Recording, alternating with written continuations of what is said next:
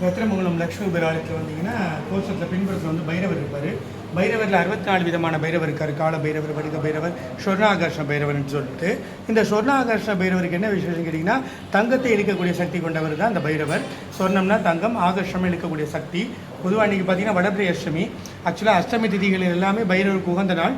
தேய்பிரிய அஷ்டமி ரொம்ப உகந்த நாள், வடபிரிய அஷ்டமி மகாலட்சுமி தாயாருக்கு உகந்த நாள், பைரவருக்கு உகந்த நாள். வடபிரிய அஷ்டமி திதியில் நம்ம என்ன பண்ணாலும் தொடரும் வளரும் அப்படிங்கிற மாதிரி தான் ஐதீகம்.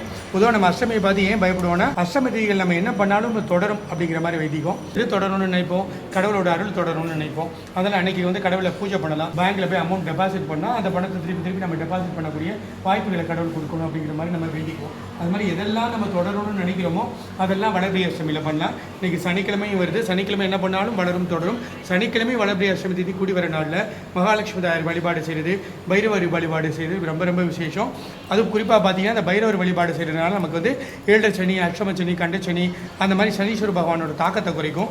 பைரவருக்கு எப்படி வழிபாடு செய்யணும், இந்த மாதிரி வடமாலை போடலாம், அரளி மாலை சாத்தலாம், தயிர் சாதம் நைவேத்தியம் பண்ணலாம். பூசணிக்கால தீபம் ஏற்றுறது கூட நமக்கு திருஷ்டி குறையும். அதனால் பூசணிக்கால தீபம் ஏற்றலாம்.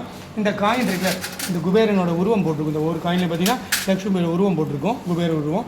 அந்த குபேர உருவம் பதிக்கப்பட்ட அந்த நாணயத்தை பௌர்ணமி தோறும் பண்ணலாம். அஷ்டமி பண்ண முடியலன்னா கூட பௌர்ணமி தோறும் 33 குபேர நாணயத்தால் இந்த 33 குபேர மந்திரம், சிம்பிளான மந்திரம் தான். கோயிலுக்கு வந்தீங்கன்னா அந்த மந்திரத்தை பார்க்கலாம்.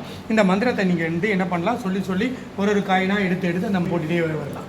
நமக்கு பைரவர் அருளும் குபேர அருளும் சேர்ந்து கிடைக்கும். பைரவரில் பலவிதமான வடிவம் உண்டு. ஆனால் சொர்ண ஆகாச பைரவர் வழிபாடுங்கிறது நமக்கு நல்ல செல்வ வளத்தை கொடுக்கும். வீட்டில் கூட இந்த பைரவர் ஃபோட்டோ வச்சுக்கலாம். கால பைரவர், வடுக பைரவர் வச்சுக்கிறது நம்ம யோசிக்குவோம். அதனால் சொர்ணாகர்ஷ்ண பைரவர் ஃபோட்டோவை தாராளமாக வீட்டில் வச்சுக்கலாம், வழிபாடு செய்யலாம். இன்றைக்கி வடபிரிய அஷ்டமி திதிகளில் உங்கள் இல்லம் பக்கத்தில், உங்கள் வீட்டு பக்கத்தில் இருக்க ஏதாவது ஆலயங்களில் சொர்ணாகர்ஷ்ண பைரவர் இருந்தால் அவர் மானசீகமாக கை கூப்புங்க, விளக்கேற்றுங்க. அவருக்கு முடிஞ்சால் தயிர் சாத நைவேத்தியம் கொண்டு போய் கொடுங்க. எப்போ வாய்ப்புகள் கிடைக்குதோ அப்போ குபேர உருவம் பதிக்கப்பட்ட நாணயத்தால் இந்த மந்திரத்தை சொல்லி நீங்கள் சொர்ணாகர்ஷ்ண பைரவர் ஃபோட்டோ வாங்கி இப்போ வீட்டில் கூட வச்சு பௌர்ணமி தோறும் இதே மாதிரி தயிர் சாத நைவேத்தியம் பண்ணிவிட்டு ஒரு வடையை நைவேத்தியம் பண்ணலாம். வடையும் தயிர் சாதம் நைவேத்தியம் பண்ணிவிட்டு இதே மாதிரி 33 குபேர நாணயத்தை இந்த பைரவர் மந்திரத்தை சொல்லி நீங்கள் தொடர்ந்து பூஜை பண்ணிகிட்டே வாங்க. பௌர்ணமி தோறும் பூஜை பண்ணிகிட்டே வாங்க. கண்டிப்பாக உங்களுக்கு சொர்ணாகர்ஷ்ண பைரவர் அருள் பரிபூர்ணமாக கிடைக்கும், குபேர அருளும் பரிபூர்ணமாக கிடைக்கும். இதன் மூலம் உங்கள் சனீஸ்வர பகவானோட நல்ல அருளும் கிடைக்கும்.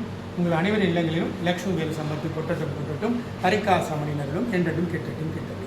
ஓம் பைரவாய நமः, ஓம் அபீஷ்டப்ரதாயினே நமः, ஓம் தனசம்பிரதி ஸ்வரூபிணே நமः.